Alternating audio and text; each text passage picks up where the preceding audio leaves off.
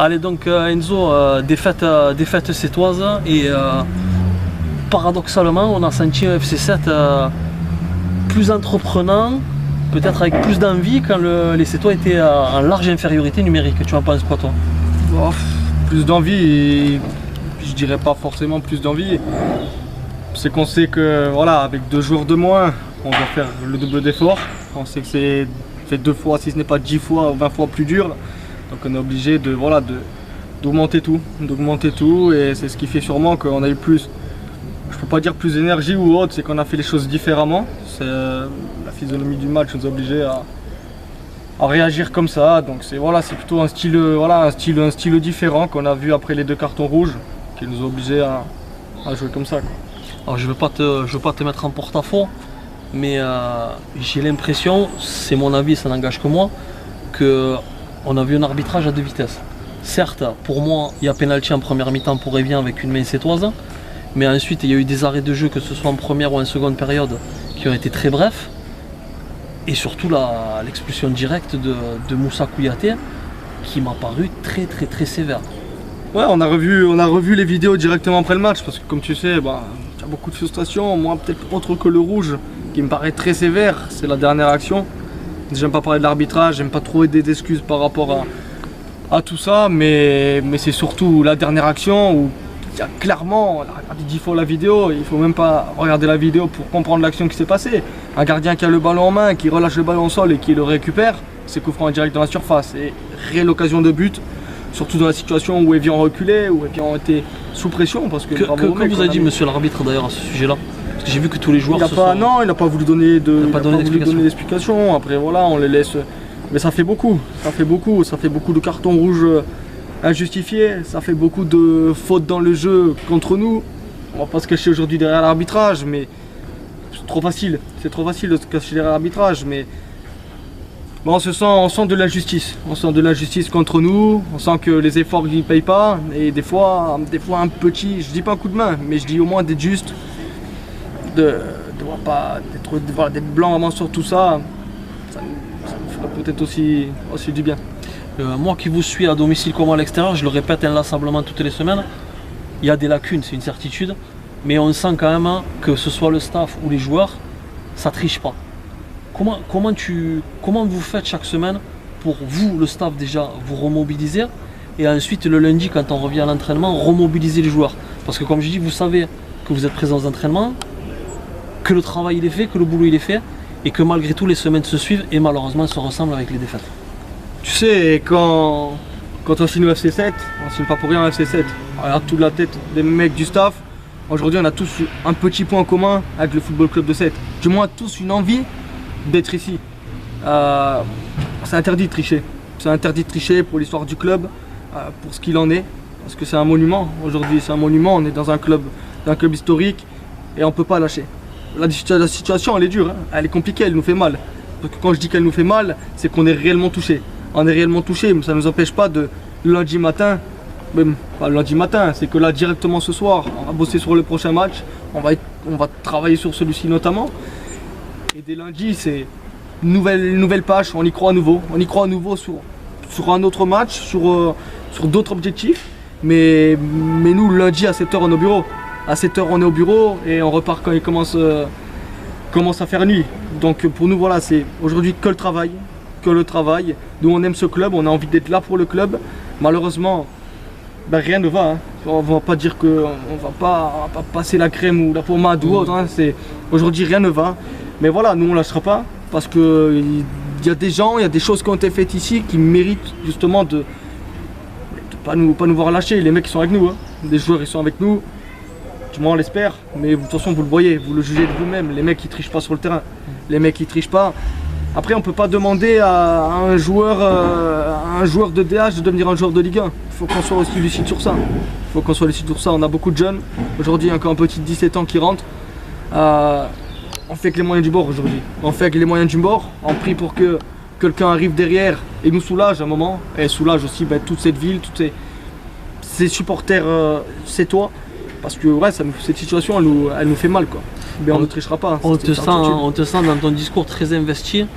et à la fois très ému quand même. T'étais peiné là ce soir, ça se sent. Ouais, je suis peiné parce que moi, voir les mecs souffrir sur le terrain, c'est dur parce que c'est des mecs, aujourd'hui, c'est une famille. Hein, on se voit plus avec eux qu'avec mes frères ou vice versa, les parents, les ci, les ça, des autres personnes, des membres du staff ou même entre eux. Hein. Bien sûr, c'est peinant pour eux et c'est peinant que voilà, nous on est venus ici, je parle du staff, bon, on est venus avec d'autres objectifs.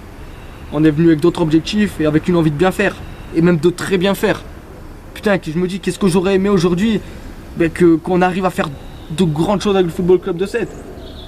Après voilà, quand tu coupes là, tu coupes là, tu coupes là, tu coupes là, à un moment donné il reste que la tête. Et voilà, donc oui, touché, on est touché. On est touché mais on n'est pas battu, on ne le sera jamais. Et ça, n'importe quel adversaire vienne ici, il faut qu'il le comprenne. On ne sera jamais battu. Ça c'est une certitude. Enzo, merci beaucoup. Et merci à vous. On fait le pari tous les deux. S'il y a victoire à Aubagne samedi, on fait l'entretien de la victoire tous les deux. Pas de souci. Merci beaucoup. Avec grand plaisir. Merci à vous.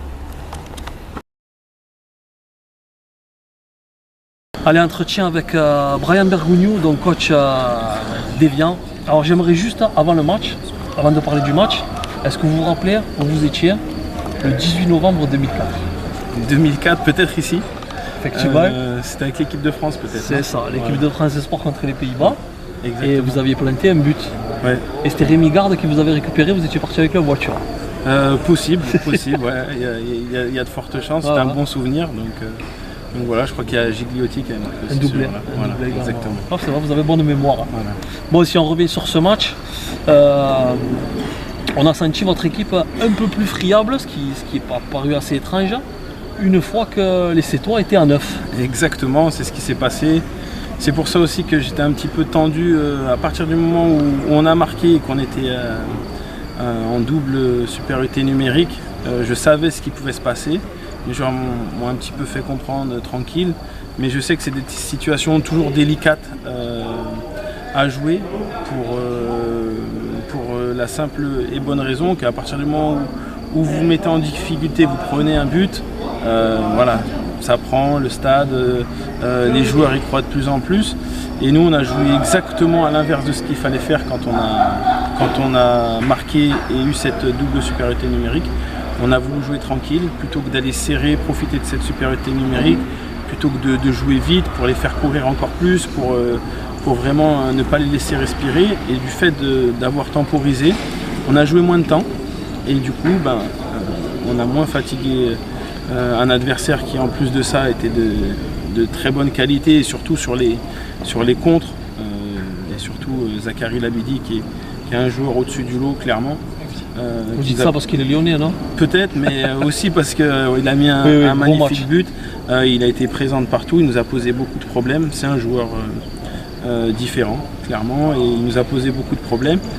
Et voilà, à partir du moment où on était en supériorité numérique, on a voulu temporiser, ce qu'il fallait surtout pas faire, ce qui a réduit le temps de jeu, ce qui a réduit la fatigue des Sétois, et ce qui nous a permis de souffrir sur la fin parce que avec cette réduction du score, on a un petit peu tremblé, on va pas se mentir. Après on est une équipe jeune qui apprend.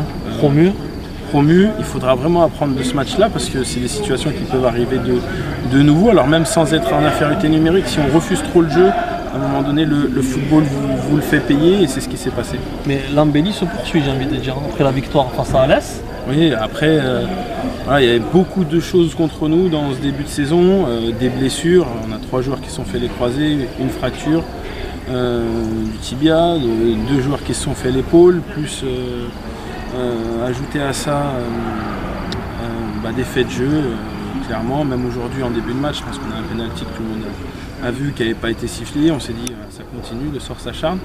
Mais voilà, on est en train de renverser la vapeur, on est en train de reprendre confiance. C'est un groupe qui se découvre aussi, il y avait beaucoup de nouveaux. Et on espère que petit à petit, on va continuer de progresser, surtout dans le jeu. C'est par là que passera notre salut. Brian, une question qui m'intéresse. Vous avez été le coéquipier de Cyriac Louvian et d'Anthony Scaramuzzino qui n'était pas là ce soir. Est-ce que le fait d'avoir été joueur avec eux, ça donne un coaching différent vis-à-vis des autres joueurs ou pas du tout? J'étais très transparent avec eux. J'aurais dit voilà, ce sont des amis clairement. Ça ne change rien dans mon management vis-à-vis d'eux. Je suis aussi parfois très dur avec eux. Mais en tout cas, c'est des personnes en qui j'ai entièrement confiance et qui, en plus d'être de très bons joueurs, sont vos relais sur la pelouse? Oui, il n'y a pas que, mais c'est vrai que c'est des relais forcément, des relais aussi dans le vestiaire. C'est deux joueurs d'expérience avec un vécu incroyable pour les deux et c'est des joueurs sur qui je peux vraiment m'appuyer.